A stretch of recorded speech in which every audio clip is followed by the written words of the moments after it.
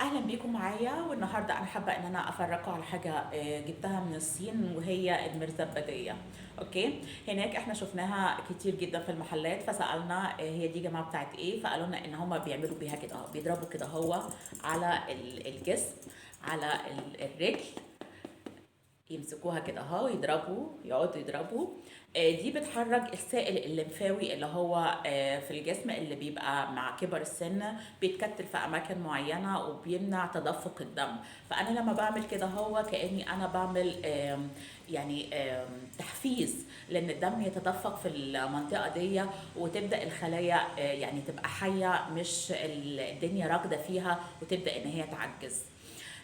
لما كنا بنعمل مساج هناك، احنا عملنا هناك مرتين مساج. كانوا بيهبدوا فينا بايديهم، يعني مش لازم البتاعه دي، انت ممكن تقعد تعمل كده اهو.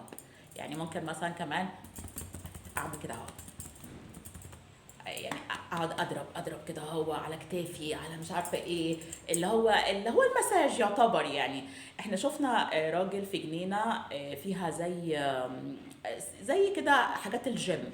شفناه قاعد عمال يخبط نفسه في الشجره، فانا قاعد عمال اقول هو بيعمل ايه. هو عاوز يحفز الدم عنده، يعني عايز يحفز المنطقه اللي ورا دي، اللي هي دي كده، هو الاماكن دي كلها عايز يحفزها. فبيعمل ايه؟ فبيقوم قاعد يعني يخبط نفسه في الشجره عشان الدم يتحرك. كمان العقله يا جماعه، لو احنا عندنا عقله او كده، دي برضو هتحرك السائل الليمفاوي. الحته دي نبدا ان احنا نحركها برضو، الحته دي. اقروا عن السائل الليمفاوي، شوفوا التخبيط بيعمل ايه. انا بديكوا فكره وحاجه انا جبتها من الصين، وشفت الناس هناك كتير قاعده عماله تشتغل بيها، صحتهم الله اكبر هناك ما شاء الله، خاصه الناس اللي هي الكبيره في السن.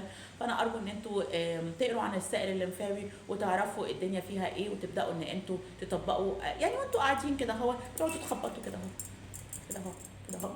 مش لازم يكون دي معاكم يعني، ها، عشان انا عارفه ان في ناس هتقول لك اصل احنا ما عندناش البتاع ديت. اوكي. يلا اشوفكم على خير، باي باي.